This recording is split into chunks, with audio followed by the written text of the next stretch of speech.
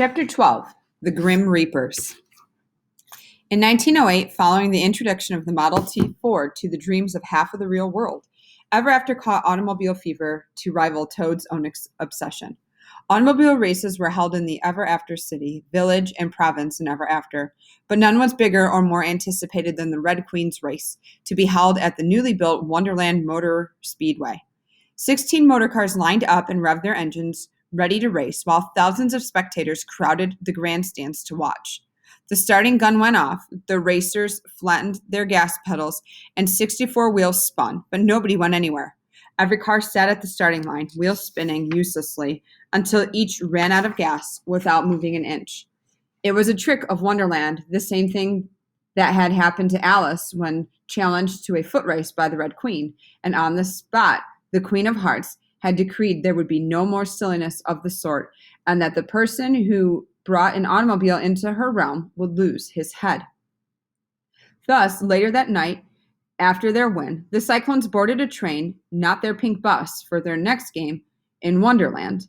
Dorothy was still quiet and sullen even though they had won, and it rubbed off on the rest of the team, most of them choosing just to curl up and sleep for the evening-long train ride journey.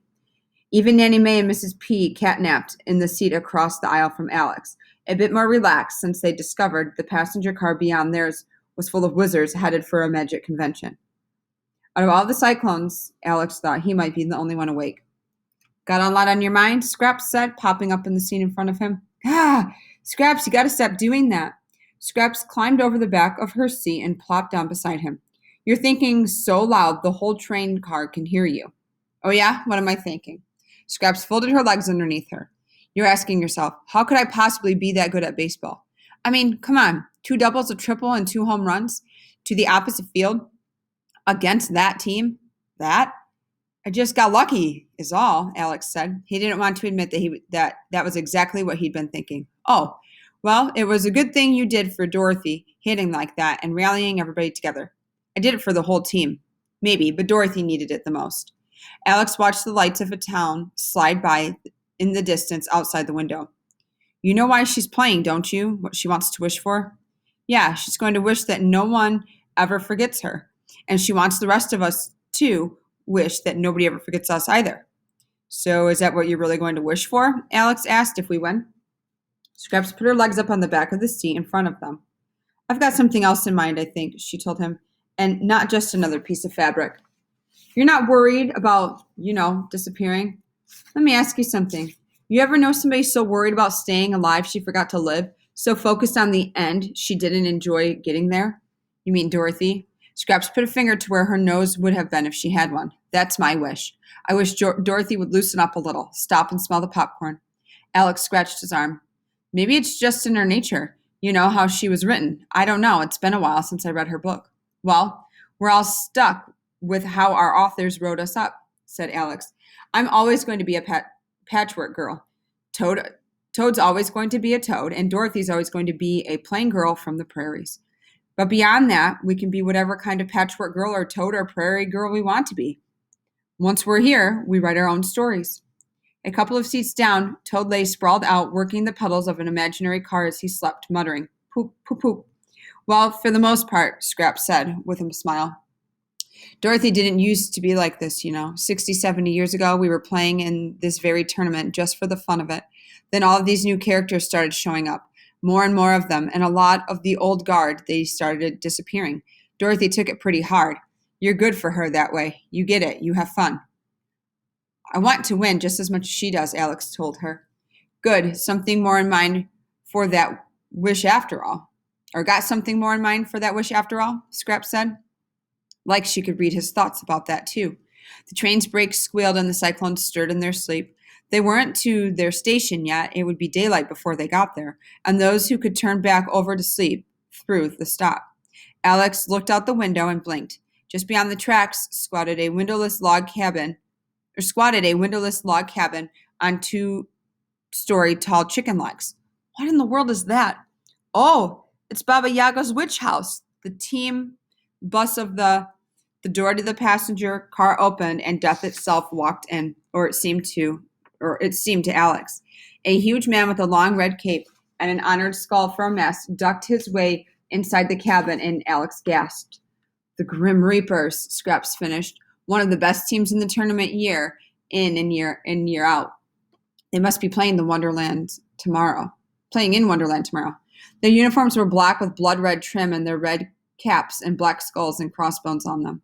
Alex sighed in relief when the thing with the skull over his face passed them, then held his breath again when it turned around and came back to them. The thing leaned down, the antlers on its death mask scraping the ceiling and its empty eyes staring through them. Pardon me, the man in the horned helmet said. He gestured to where Scraps had been sitting. Is the seat taken? Oh no, you can have it, Scraps said happily. Alex stared at her, dumbfounded, as the frightening thing took the seat in front of them. The King of Annwn, the Welsh King of the Dead, Scraps told him. What? You don't mind if I sit with you the rest of the way, do you? Alex certainly didn't mind her sharing the seat, considering that the horrific thing in front of them came with equally horrific friends. First came a scraggly pirate on a crutch with a parrot on his shoulder, then a warty dwarf, a cruel-looking woman with a face like an axe, a raccoon dog in a bathrobe and straw hat, and a shriveled old woman who flew along on a huge mortar, one of those bowl-like things pharmacists and alchemists use to crush up potions. She steered herself through the air with a baseball bat for a rudder. That's Baba Yaga, Scraps whispered. She's a Russian storybook. The train car suddenly wobbled and groaned, sinking a foot down towards the tracks, and the talons of a huge dragon poked in through the open windows as it gripped the roof to ride on top. The last Reaper through the door was a big yellow and orange cat with a great toothy grin on his face. He wore a black jersey and a red cap like the rest. He hopped up on the back of the seat near the front of the train car. The cat hadn't made so much as a sound, but Mrs. P sat bolt upright in Nanny Mae's lap and gave a low meowing growl that gave Alex goosebumps. Now, is that any kind of welcome for a fellow feline? The orange cat asked. The unsettling grin never left his face. Nanny Mae was awake in an instant. There now, Mrs. P. It's only the Cheshire cat, she said. No sense bothering with him. He's gone doodle-lally. He was written that way. A whistle blew, the train shuddered, and they were on their way again, over the chuff, chuff, chuff of the steam engine. Alex could hear the engine saying, I think I can, I think I can, I think I can. A wizard in colorful robes and a tall hat with half moons all over it passed through their compartment on the way to the restaurant car as the train got underway, casting a wary eye on the assembled villains of the Grim Reapers. So here are the famous Oz Cyclones, the Cheshire cat said. I recognize all of you except. The cat's big round eyes focused on Alex. That one, what storybook are you from? He's a lark, Scraps said. The Cheshire cat purred. I've eaten a lark or two, very tasty. A couple of the Reapers snickered. I don't think we're talking about the same kind of lark, Jack Pumpkinhead said. Aren't we? The Cheshire cat said, his smile growing even wider. Speaking of eating larks, is there a dinner service on this train? The genie'll fetch us some snacks, matey, the pirate said. He pulled a brass lamp from his satchel and gave it a rub, and blue gas filtered out into the shape of a man. Say what thou wilt of me, the genie said. Here am I, thy slave, and the slave of whoso hath in his hand the lamp. Get the Cheshire cat a chicken sandwich from the dining car, Blue Man, and a soda.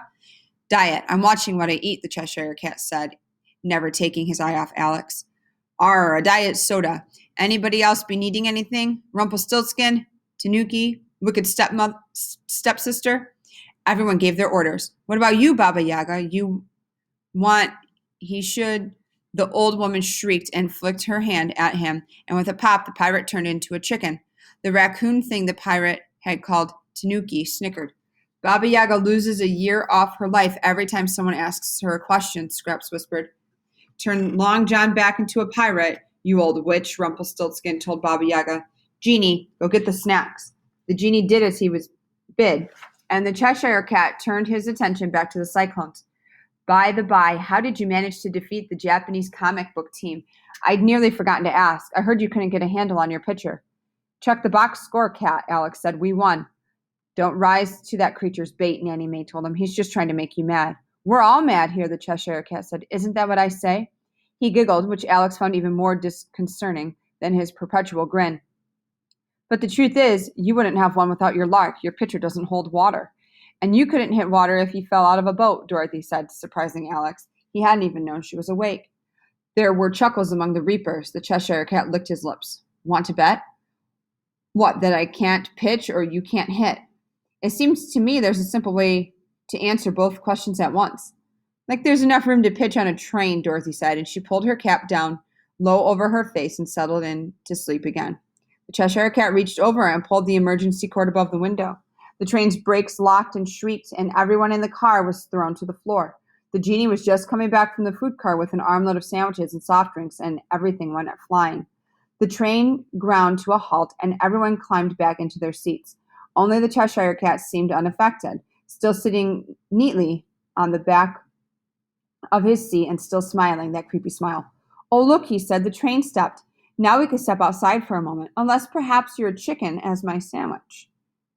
Great, fine, Dorothy said. She stood and she screwed her cap down tightly on her head. You and me, Cat, let's do this.